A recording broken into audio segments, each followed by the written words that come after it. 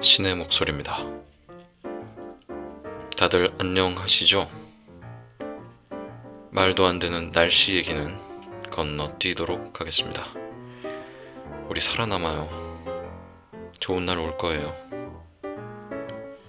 자, 그러면 신의 목소리 시즌2의 문을 활짝 열어보도록 하겠습니다.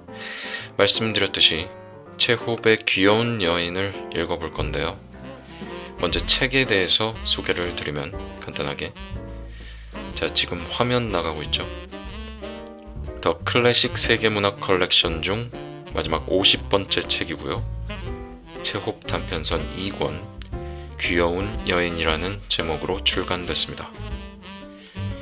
이 속에는 귀여운 여인 외에 6편의 단편이 더 수록되어 있는데 제목들이 후크성이 있네요. 사랑이란, 쉿, 자고 싶다, 진창, 입맞춤, 불행. 궁금하신 분들은 가까운 서점이나 도서관으로 가보시면 될 것 같습니다. 아, 깜빡했네요. 펴낸 곳은 미루북 컴퍼니, 자회사는 더 클래식입니다. 아울러 낭독을 허락해주신 관계자분들께 감사의 말씀 드립니다. 자, 먼저 연극을 하시거나 연극을 좋아하시는 분들은 체홉에 대해서 잘 아시겠지만, 그래도 이 책에 실린 작가에 대한 설명을 읽고 시작해 보도록 하겠습니다. 안톤 파블로비치 체홉, 러시아 남부의 항구 도시 타간로그에서 출생했다. 자파상의 아들로 조부는, 할아버지는 지주에게 돈을 주고 해방된 농노였다. 벚꽃동산에 나오는 롯바힌 그 캐릭터죠. 16세 때 아버지의 파산으로 스스로 돈을 벌어서 중학생활을 마쳤다. 1879년에 모스크바 대학 의학부에 입학했고, 그와 동시에 가족의 생계를 위해 단편 소설을 오락 잡지에 기고하기 시작했다. 1880년대 전반 수년에 걸쳐 어느 관리의 죽음, 카멜레온, 하사관 프리시베예프, 슬픔 등과 같은 풍자와 유머, 애수가 담긴 뛰어난 단편을 많이 남겼다. 작가 그리고로비치의 재능을 낭비하지 말라는 충고가 담긴 편지에 감동하고 자각해 초원을 썼다. 네, 이 초원이라는 소설에 대해서는 좀 설명이 잠깐 필요할 것 같은데요. 초원은 1888년에 발표한 중편 소설입니다. 이 작품은 등불이란 작품과 함께 체홉 문학 세계의 변화의 이정표가 되는 중요한 작품이라고 합니다. 많은 체홉 연구가들이 초원과 등불이 나온 해를 체홉의 후기 작품 세계의 원년으로 간주한다고 하네요. 1896년 희곡 갈매기의 상연 실패는 그를 잠시 극작가의 길에서 멀어지게 했으나, 바냐 아저씨를 써낸 이듬해인 1898년 모스크바 예술극단의 갈매기 상연은 성공적이었다. 1900년에 극단을 위해 세 자매를 썼다. 만년의 병환 속에서 벚꽃동산을 집필해 1904년에 상연하고 대성공을 거두었지만, 그해 요양지인 독일의 바덴바덴에서 작고했다. 체홉의 유작이 벚꽃동산이었네요. 그 마지막 작품에서 자신의 조부, 할아버지를 투영한 인물 이야기를 했다는 것이 남다른 의미로 다가오는 것 같습니다. 자, 그러면 읽어보도록 하겠습니다. 이 낭독을 특별히 저의 벗이자 존경스러운 가장, 저희 집 가장은 아니고요, 범석 형님께 바칩니다. 귀여운 여인, 안톤 체홉, 장한 옮김. 퇴역한 관리 플레메니코프의 딸 올렌카는 마당 현관 계단에 앉아 깊은 생각에 잠겨 있었다. 무더운 날씨에다 파리들은 끊임없이 몰려들었지만 곧 저녁이 될 것이라는 생각에 즐거웠다. 동쪽에서 어두운 먹구름이 몰려왔으며 가끔 습기 섞인 바람이 불어왔다. 그 집의 하숙하는 노천극장 티볼리의 극단주 쿠키는 마당 한가운데 서서 하늘을 바라보았다. 또! 그는 절망적인 목소리로 말했다. 또 비가 오겠어. 매일 비야. 나한테 안갚음이라도 하려는 것처럼 매일같이. 차라리 죽어버리는 게 낫겠어. 끝이라고. 매일같이 쌓여가는 적자가 얼마냔 말이야. 그는 손뼉을 치고 나서 올렌카에게 호소하듯 말했다. 올렌카, 이것 좀 봐요. 우리네 삶이 이렇다오. 엉엉 울고 싶을 지경이오. 우리는 최선을 다한답니다. 밤에도 잠 못 자고 괴로워하면서 어찌하면 더 잘할 수 있을까 생각하느라 머리에 쥐가 날 지경이라고. 하지만 결과는요? 일단 사람들은 무식하고 촌스럽기가 이를 데 없어요. 나는 그들한테 최고의 오페라, 몽환극, 최고 가수들의 연기를 보여줍니다. 하지만 그들은 뭘 원하는지 아십니까? 그들이 그런 걸 조금이나마 이해할 것 같습니까? 그들은 광대를 원하고 저속함을 요구한답니다. 날씨를 보라지. 거의 매일 저녁마다 비가 내려요. 5월 10일부터 시작해서 5월 6월 내내 끊임없이 내립니다. 끔찍해요. 관객이 안 온다고 해도 어김없이 세를 내고 배우들 월급을 줘야 돼요. 다음 날 저녁 다시 먹구름이 몰려오자 쿠키는 히스테릭하게 웃으며 말했다. 좋아. 올 테면 와봐 빨리. 이 마당 전체에 흘러넘치고 날 빠뜨려봐. 이승과 저승에서 내 행복을 저주해보란 말이다. 배우들이 날 고소하도록 만들란 말이야. 고소뿐이겠어? 감옥에 보내버려, 시베리아로. 교수대로! 그 다음 날도 똑같았다. 올렌카는 조용히 진지한 표정으로 쿠킨이 하는 말을 들어주었다. 가끔씩 그녀의 두 눈에 눈물이 맺혔다. 마침내 쿠킨의 불행이 그녀를 감동시킨 것이었다. 그녀는 그를 사랑하게 되었다. 쿠키는 작은 키에 깡마른 남자로 얼굴은 노랗고 관자놀이 위에 곱슬머리는 가지런했다. 그가 낮고 가느다란 목소리로 말할 때면 입술은 한쪽으로 일그러졌고 얼굴에는 늘 절망감이 가득했다. 하지만 그는 그녀에게 깊고 진정한 사랑의 감정을 갖게 만들었다. 그녀는 늘 누군가를 사랑했고 사랑 없이는 살 수 없었다. 그녀는 어렸을 때 아버지를 사랑했다. 아버지는 지금 거친 숨을 몰아쉬며 어두컴컴한 방에서 병을 앓고 있었다. 그녀는 2년에 한 번 브리안스크에서 오는 숙모를 사랑했으며 실업학교에 다닐 때에는 프랑스어를 가르치는 선생님을 사랑했다. 올렌카는 조용하고 상냥하고 정이 많은 소녀였다. 따뜻하고 부드러운 눈을 가진 그녀는 아주 건강했다.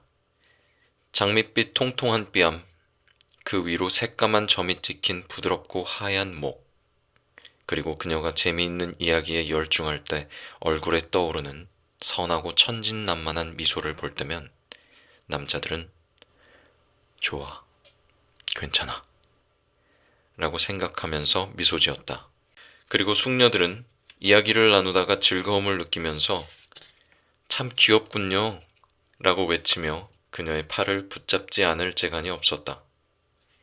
괄호 열고 그녀가 태어나고 어릴 적부터 살았던 집은 부친의 유언으로 그녀에게 상속된 상태였다.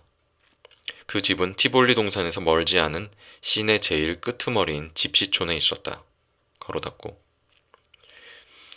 그녀는 밤이나 새벽에 동산에서 들려오는 악단의 연주와 폭죽 터지는 소리를 들었다. 그녀에게 그 소리는 쿠킨이 자신의 주요 표적인 무관심한 대중을 공격하는 소리이자 자신의 운명과 싸우는 소리처럼 들렸다. 그녀의 마음은 가벼운 전율에 휘감겼다. 그녀는 자야겠다는 마음이 완전히 사라졌다. 새벽녘이 되어 쿠킨이 집으로 돌아올 때가 되면 그녀는 자신의 침실 창문을 가볍게 톡톡 두드려 커튼 너머로 얼굴과 어깨를 보이면서 그에게 상냥한 미소를 보냈다. 쿠키는 그녀에게 사랑을 고백했고 둘은 곧 결혼하게 됐다. 가까이서 그녀의 목과 풍만하고 건강한 어깨를 보게 된 그는 손뼉까지 치면서 말했다. 정말 귀여워. 쿠키는 행복했다. 하지만 결혼식 날 밤낮 없이 비가 내린 탓에 그의 얼굴에서는 절망스러운 표정이 사라지지 않았다. 결혼을 하고 나서 삶은 조용히 흘러갔다. 그녀는 그의 사무실에서 극장 업무를 보며 장부를 정리하고 급료를 나누어 주었다. 그녀의 장밋빛 뺨과 달콤하고 천진하며 환한 미소는 어떤 때는 사무실의 조그만 창문에, 어떤 때는 무대 뒤에, 어떤 때는 식당에서 볼 수 있었다. 그녀는 세상에서 가장 중요하고 인간에게 가장 필요한 것은 극장이고, 인간은 오직 드라마를 통해서만 진정한 기쁨을 얻고 교양을 가진 인간적인 존재가 될 수 있다고 주위 사람들에게 말하고 다녔다. 하지만 과연 사람들이 그런 뜻을 이해할까요? 그녀가 말했다. 그들은 광대를 원해요. 어제 저희가 파우스트를 개작해서 공연했거든요. 그런데 객석은 거의 텅텅 비었어요. 하지만 만일 바네치카와 제가 상스러운 신파극 같은 걸 공연했다면 자신있게 말씀드리지만 극장은 벌써 문을 닫았을 겁니다. 내일 바네치카와 저는 지옥의 오르페우스를 무대에 올릴 예정이랍니다. 그러니까 꼭 보러 오세요. 또한 그녀는 쿠킨이 극장과 배우들에 대해 말하는 것을 그대로 따라했으며 그가 하듯 예술에 대한 대중의 무관심과 무지를 경멸했다. 그녀는 연습할 때도 나와서 배우들의 동작을 고쳐주고 악사들의 행동을 살폈다. 현지 신문이 그들의 극장에 대해 좋지 않은 평을 실을 때면 그녀는 눈물을 흘렸고 기사를 바로잡기 위해 신문사 편집실로 달려가곤 했다. 배우들은 그녀를 좋아했다. 그들은 그녀를 바네치카와 나 또는 귀여운 여인으로 불렀다. 그녀는 그들을 가엾게 생각했고 그들에게 적은 돈이라도 빌려주려고 했다. 가끔 그들이 그녀를 속여도 혼자서 눈물을 흘렸을 뿐 남편에게는 한마디도 하지 않았다. 그들은 겨울에도 잘 지냈다. 겨울 동안 시내 극장을 빌려서 우크라이나 극단이나 마술사 또는 근처 아마추어 단체에 잠깐씩 빌려주기도 했다. 올렌카는 더 건강해졌고 언제나 만족스러운 웃음을 잃지 않았지만 쿠키는 전보다 훨씬 더 야위고 창백해졌다. 그는 겨울 동안 수입이 별로 나쁘지 않았는데도 지독한 적자에 대해 쉴 새 없이 불평했다. 그리고 밤에는 심한 기침을 했다. 아내는 남편에게 따뜻한 나무딸기차나 라임나무 꽃잎차를 먹게 했고 오데콜론으로 마사지를 하거나 자기의 따뜻한 쇼를 덮어주기도 했다. 네, 여기서 오데콜론에 대해서 잠깐 말씀드리면 콜론이 쾰른을 말합니다. 독일의 쾰른을 말하고요. 그래서 오데콜론 혹은 오데콜롱 하면 쾰른의 물이란 뜻입니다. 뭐냐면요. 독일의 쾰른에서 한 여성에 의해 만들어진 방향성 화장품을 말합니다. 향료 농도가 향수보다 적고 지속시간도 짧아서 다량으로 사용된다고 합니다. 당신이 세상에서 최고예요. 저한테는요. 그녀가 남편의 머리를 만지며 아주 진지한 목소리로 말했다. 당신은 정말 귀엽고 사랑스러워. 부활제 전의 대제 기간이 되자 쿠키는 새로운 단원을 구하기 위해 모스크바로 떠났다. 아내는 남편이 없어서 잠을 이루지 못했기 때문에 밤새도록 창가에 앉아 별을 바라보았다. 그녀는 자신이 한 마리 암탉 같다고 생각했다. 수탉이 안 보이면 밤새 안 자고 초조해야 하는 닭장 안에 갇혀있는 암탉. 쿠키는 모스크바에 계속 머무르며 극장에 대한 몇 가지 지침을 알려주며 부활절이 되기 전까지는 돌아오겠노라는 편지를 보냈다. 그러나 부활절을 앞둔 주일날 저녁 늦게 갑자기 문을 두드리는 불길한 소리가 들렸다. 드럼통을 두드리는 것처럼 누군가가 대문을 마구 두드려댔다. 쿵쿵쿵. 요리사가 졸린 눈으로 문을 열기 위해 맨발로 터벅터벅 진흙 위를 뛰어나갔다. 문 좀 열어보쇼. 누군가 대문 밖에서 낮고 굵은 목소리로 말했다. 전보요. 올렌카는 이전에도 남편이 보낸 전보를 받아본 적이 있었다. 하지만 이번에는 무슨 이유에선지 오싹한 느낌이 들었다. 그녀는 떨리는 손으로 편지를 열어보았다. 그 안에는 이런 내용이 적혀 있었다. 금일 돌연 이반 페트로비치 씨 운명함. 지시바람. 화요일 장례식. 전보에는 장례식이라는 단어와 함께 조금도 이해할 수 없는 어려운 단어 몇 개가 쓰여 있었으며 한 오페라 극단 감독의 서명이 되어 있었다. 여보, 올렌카는 흐느껴 울었다. 내 소중한 바네치카, 왜 우리가 만난 걸까요? 왜 내가 당신을 알고 사랑한 걸까요? 뭐 때문에 당신은 이 불쌍하고 가여운 올렌카를 혼자 버려두고 떠났나요? 쿠킨의 장례식은 화요일에 모스크바 바간코프에서 치러졌다. 올렌카는 수요일에 집으로 돌아왔는데 집안에 들어서자마자 침대 위에 몸을 던지고 거리와 이웃집까지 다 들릴 정도로 통곡했다. 귀여운 여인, 이웃집 여자들이 성호를 그으며 말했다.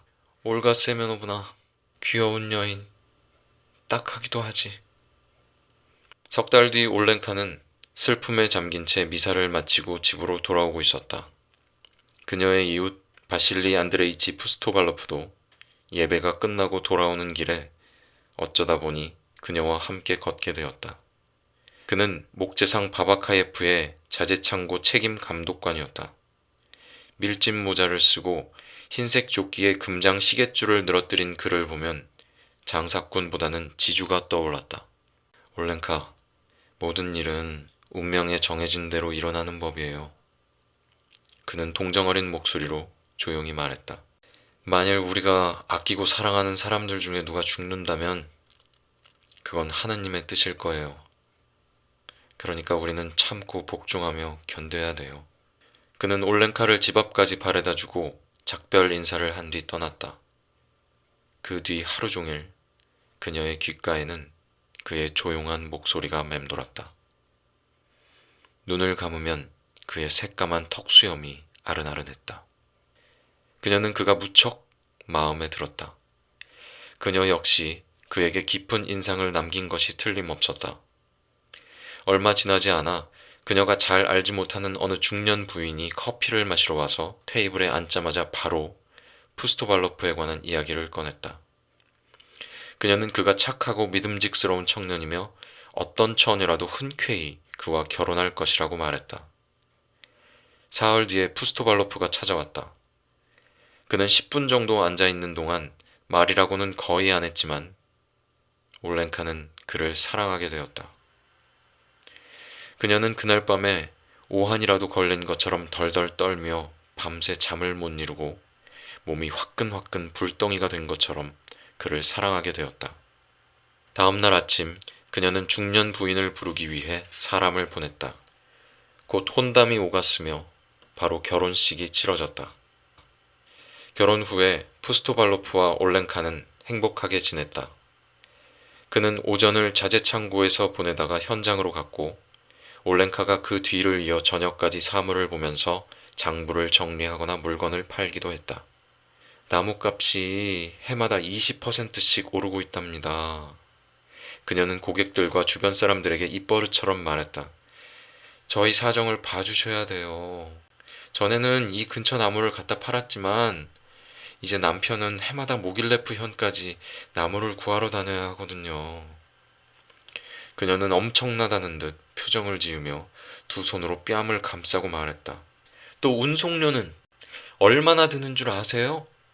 그녀는 자기 스스로를 꽤 오래전부터 나무를 팔아온 사람처럼 느꼈다. 마치 인생에서 가장 중요한 것도 꼭 필요한 것도 목재인 것 같았다. 각재나 기둥, 버팀목, 널빤지, 합판 같은 단어들이 익숙하고 애처롭게 들렸다. 밤마다 그녀의 꿈에는 한가득 쌓인 널빤지와 합판, 도시 너머 어딘가로 끊임없이 목재를 실어 나르는 집마차들의 긴 행렬이 보였다. 10m 정도 되는 통나무들이 싸움터로 나가는 것처럼 일개연대로 고추선체의 자재창고로 걸어 들어가는 모습과 통나무, 대들보, 널조각나무들이 마른 나무 고유의 울리는 소리를 내며 서로 부딪히는 소리와 모든 것이 차곡차곡 쌓이면서 넘어졌다가 다시 일어서는 장면들이 꿈속에 보였다. 올렌카는 꿈을 꾸며 소리를 질러댔고 그럴 때면 푸스토발로프가 그녀에게 다정한 목소리로 말했다. 올렌카, 왜 그래? 내 사랑, 어서 성호를 그어요. 남편이 어떤 생각을 하든지 그녀의 생각도 그와 똑같았다. 만약 그가 방이 더럽다거나 또는 사업이 잘 안 된다고 생각하면 그녀도 그렇게 생각했다. 그녀의 남편은 오락에는 관심이 없었고 쉬는 날에는 집안에 틀어박혀 있었다. 그녀도 마찬가지였다. 당신네 부부는 집과 사무실밖에 모르는군요. 친구들이 그녀에게 말했다. 귀여운 부인, 극장이나 서커스 구경을 좀 해봐요. 저나 남편이나 극장에 갈 시간이 전혀 없답니다. 그녀가 침착하게 대답했다. 우리는 일하는 사람들이에요. 하찮은 일에 신경 쓸 여유란 없답니다. 극장에 가봐야 별거 없죠. 푸스토발로프와 그녀는 토요일마다 저녁 예배를 보았으며 휴일에는 새벽 예배에 나갔다. 교회에서 돌아오는 길에 그들은 밝은 얼굴을 하고 사이좋게 걸었다. 두 사람 다 향기를 내뿜었고 그녀의 비단 드레스는 상쾌하게 바스락거렸다. 한편 집에서는 두툼한 빵과 다양한 죽을 먹고 차를 마시고 그 다음에는 파이를 먹었다. 매일 정오가 되면 그 집 뜰에서는 양배추국과 구운 양고기나 오리고기 냄새가 맛있게 풍겼고 사순절에는 생선 요리 냄새가 났다. 그 집 앞을 지날 때면 침을 흘리지 않을 재간이 없었다. 사무실에서도 항상 사모바르, 러시아의 주전자, 사모바르가 끓었으며 손님들은 늘 두꺼운 가락지빵과 함께 차를 대접받았다. 부부는 일주일에 한 번씩 목욕탕에 갔고 둘이 발그레해진 얼굴로 사이좋게 돌아왔다. 좋아요. 우린 잘 살고 있답니다.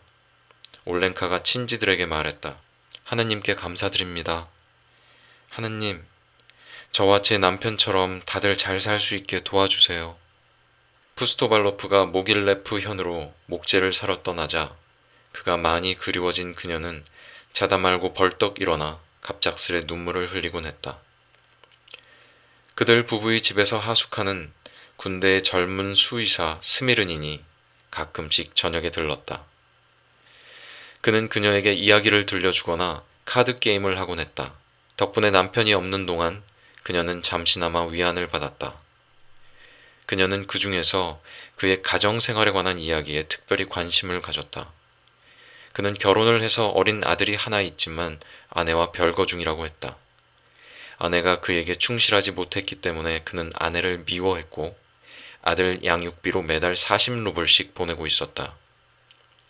그 모든 이야기를 들으면서 올렌카는 한숨을 쉬며 머리를 내저었다. 그녀는 그가 불쌍하게 여겨졌다. 걱정하지 마세요. 하느님이 지켜주실 겁니다. 그녀는 촛불을 높이 들어 계단을 내려가는 그를 비춰주면서 작별 인사를 했다. 쓸쓸하던 참에 와주셔서 고마워요.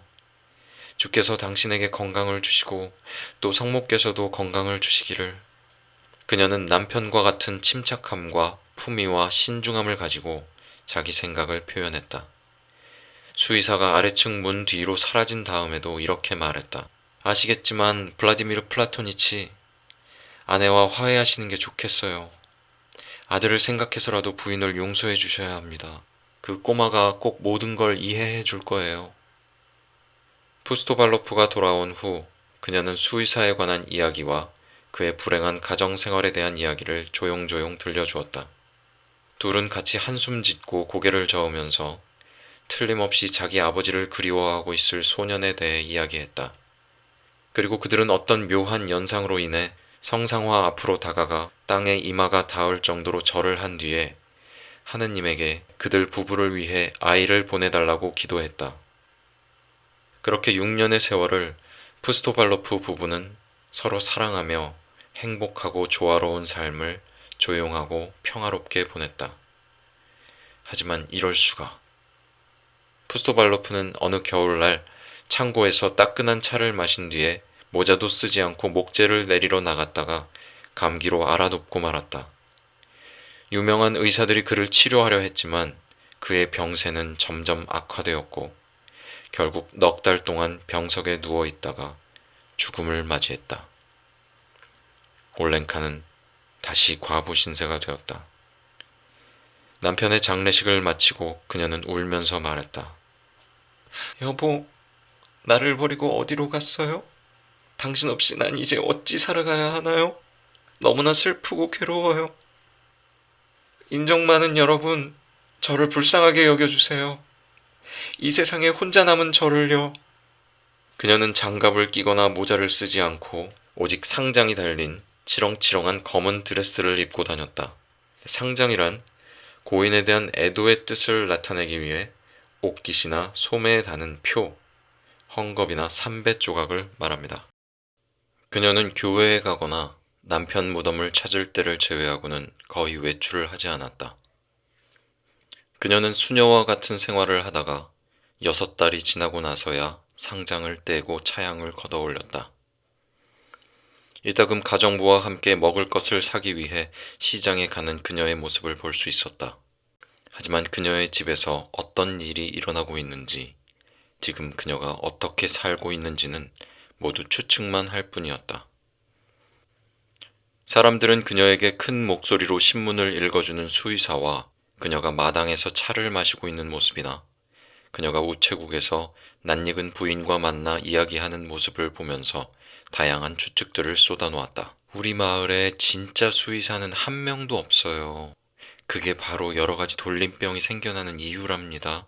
항상 우유에서 사람들이 전염되고 말이나 소들 따위에서 질병이 옮아오는 거예요.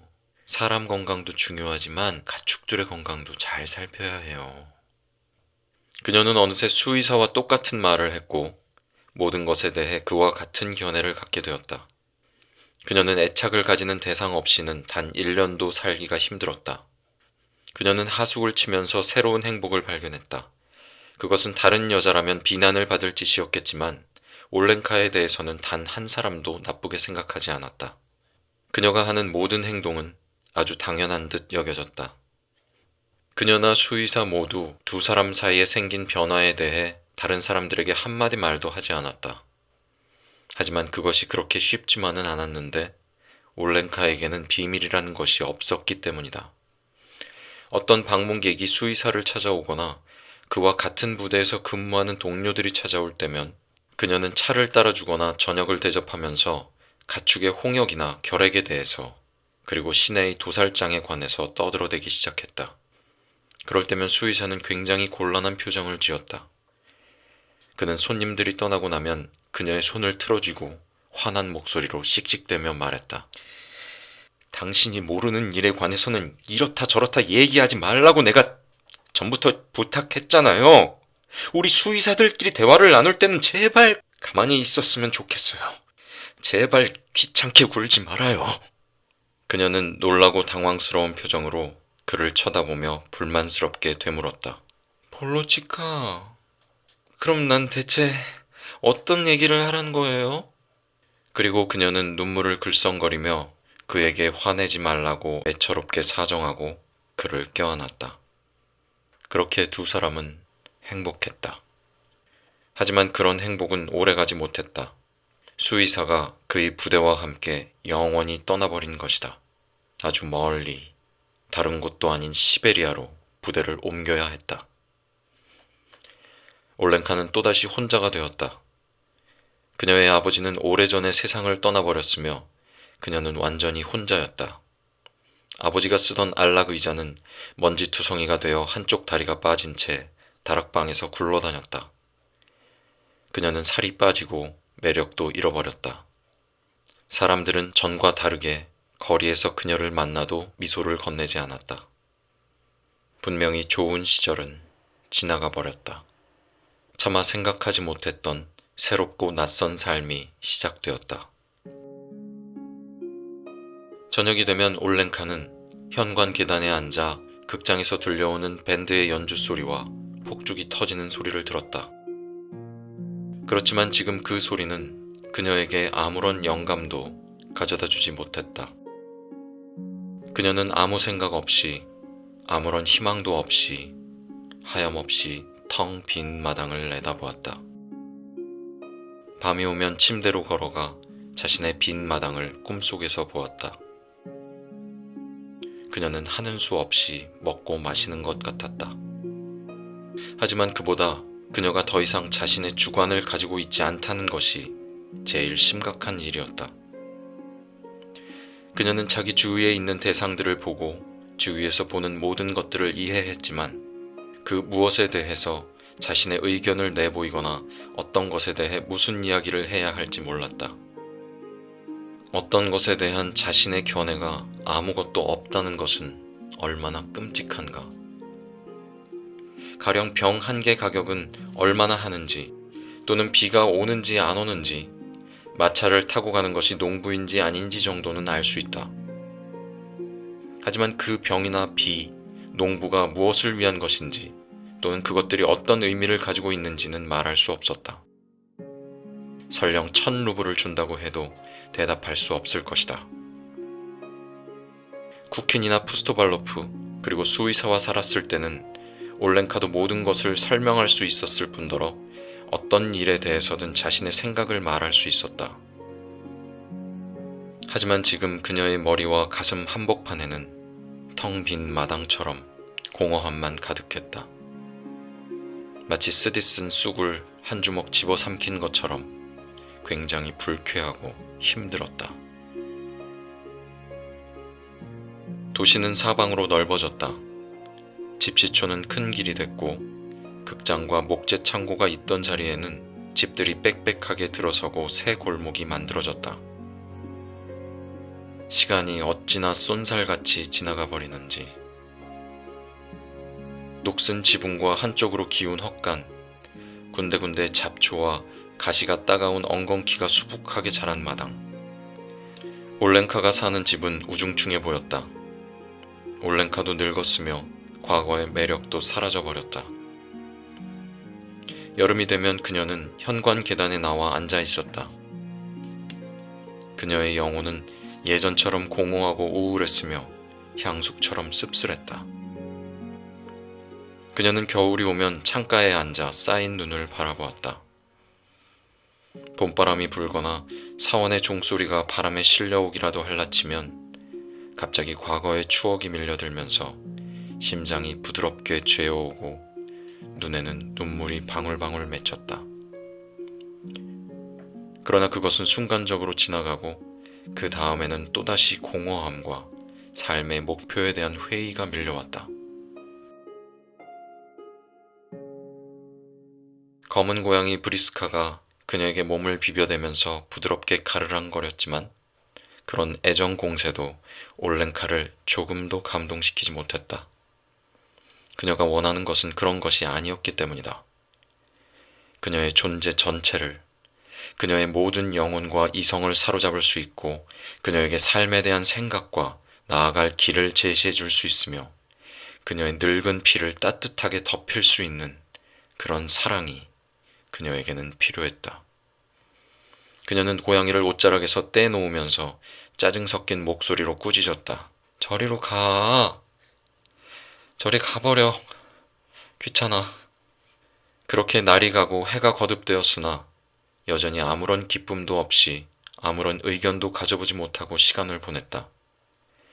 그녀는 요리사 마브라가 하는 대로 살림을 내버려 두었다. 폭염이 물러갈 줄 모르던 7월의 어느 날 저녁, 시내로 우르르 몰려오는 가축들 때문에 마당 전체가 온통 먼지 구름으로 뒤덮여 있을 때 갑자기 누군가가 대문을 두드리는 소리가 들렸다. 올렌카는 직접 나가서 문을 열었다.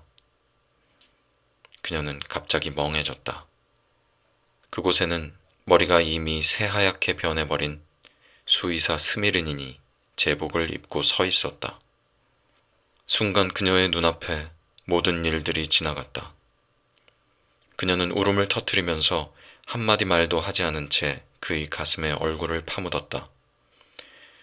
그녀는 무척 흥분해서 둘이 어떻게 집 안으로 들어오고 어떻게 앉아서 차를 마셨는지 모를 정도였다. 내 사랑. 그녀는 기쁨으로 몸을 떨면서 중얼거렸다. 블라디미르 플라토니치, 대체 어디 갔다 이제야 오시는 거예요? 나는 여기 눌러 앉고 싶소. 그가 말했다. 난 군대를 그만두고 나왔소.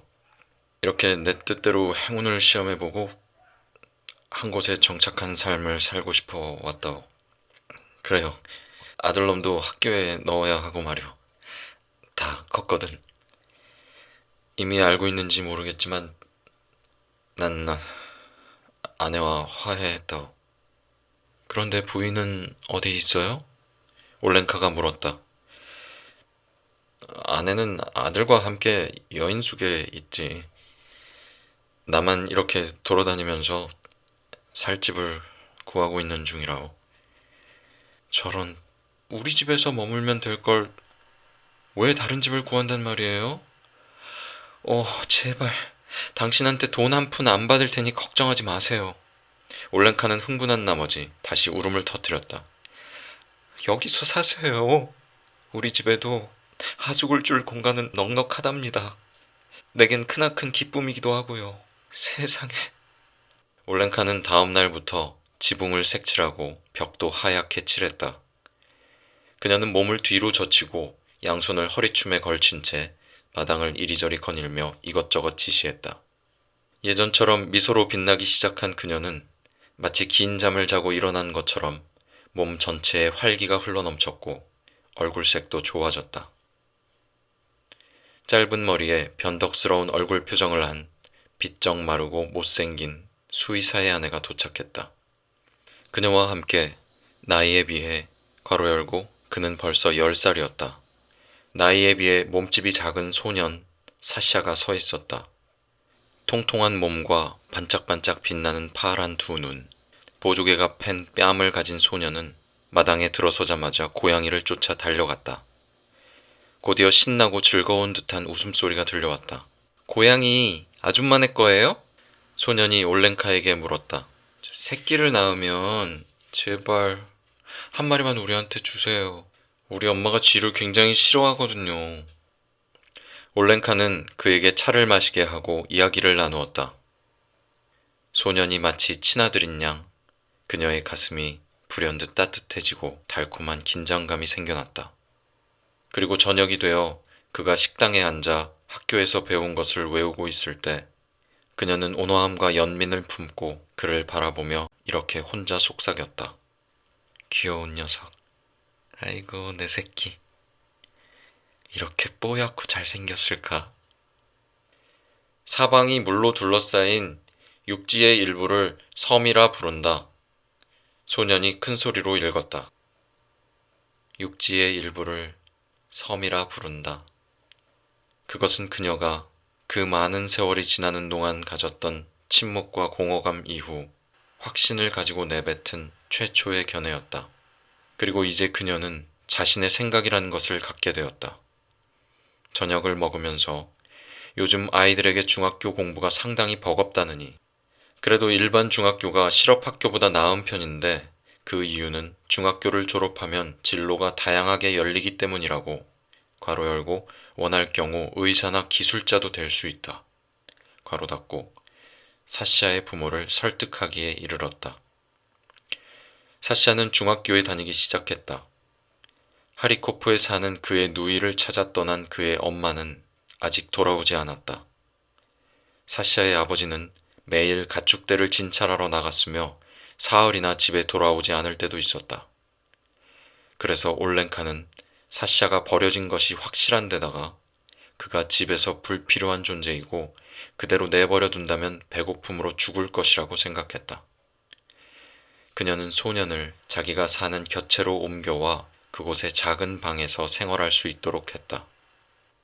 사샤가 그녀의 곁에서 산 지가 벌써 반년이나 되었다. 올렌카는 매일 아침 그의 방을 들여다보았다. 그는 늘 손을 뺨 아래에 받치고 숨도 안 쉬는 것처럼 곤하게 잠들어 있어서 그녀는 그를 깨워야 한다는 사실이 무척이나 안쓰러웠다.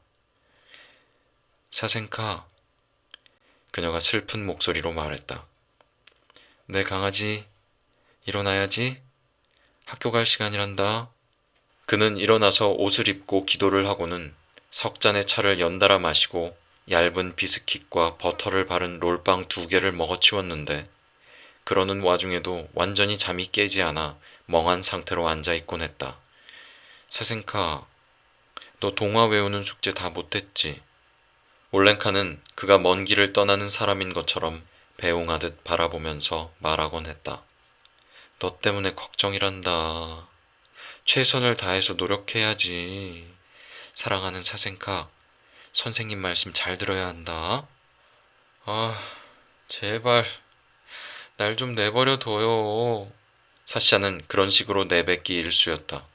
그러고는 커다란 모자를 쓰고 어깨에 작은 가방을 맨 조그만 몸집으로 거리를 내려가 학교로 갔다. 올랭카는 말없이 그의 뒤를 따라 걷곤 했다. 사생카, 그녀는 그의 등 뒤에서 이름을 불러 그의 손에 대추나 사탕 같은 것을 쥐어주곤 했다. 그는 학교가 있는 골목으로 들어설 때마다 키만 멀쩡하게 크고 다부진 몸집을 가진 여자가 자신을 따라오는 것이 창피했던지 매번 뒤돌아보며 이렇게 말했다. 아줌마, 부탁이니 집으로 가세요. 여기서부턴 혼자 갈 수 있어요.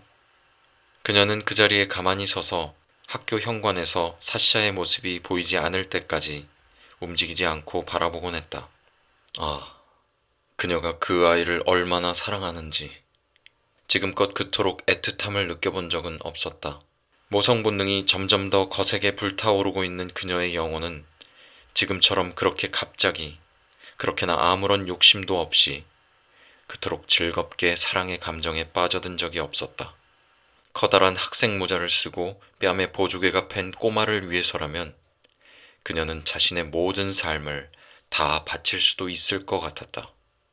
그것도 사랑의 기쁨과 눈물도 함께. 이유가 뭐냐고?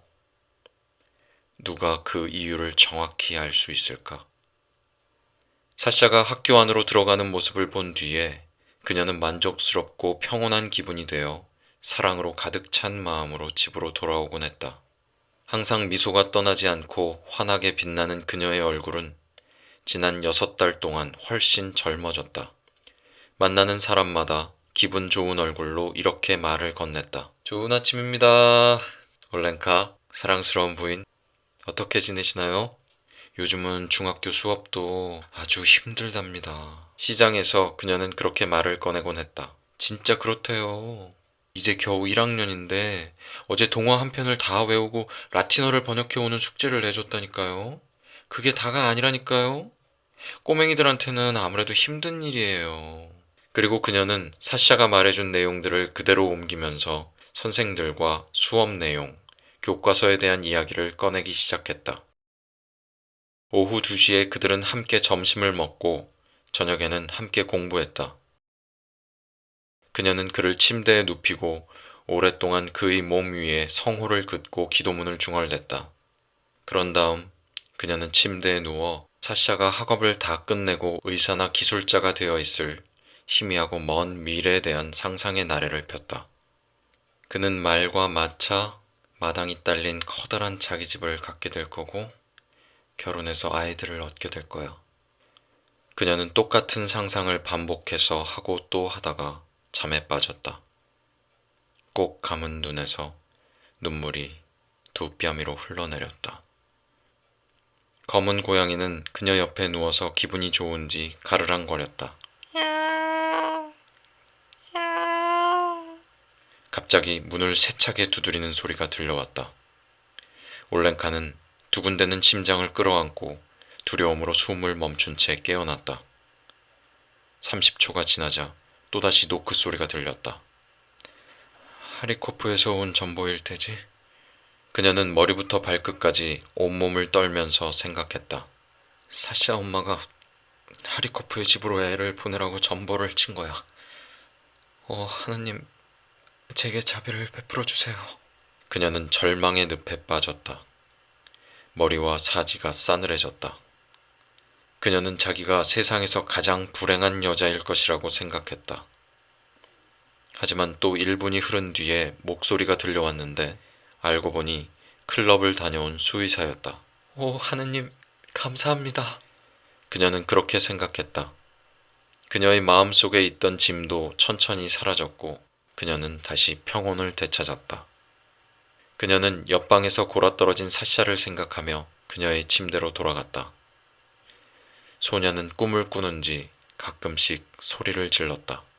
너 가만 안 둬. 꺼져. 꺼지라니까. 꺼져. 닥쳐.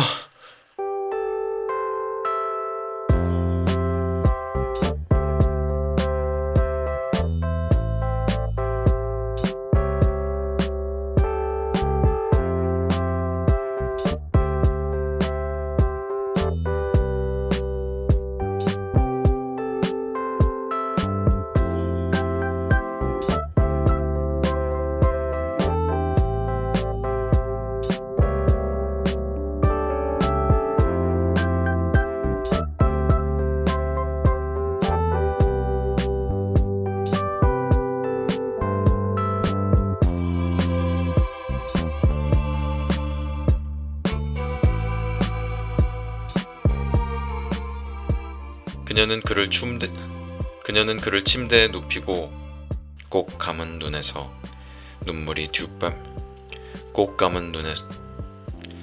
감은 눈에서 올랭카는 갑자기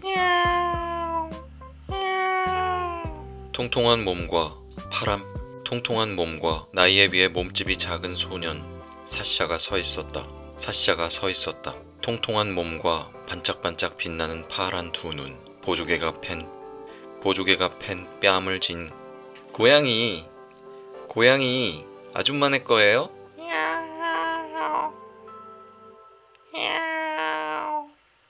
소년이 올랭카에게 물었다. 새끼를 낳으면 제발 우리한테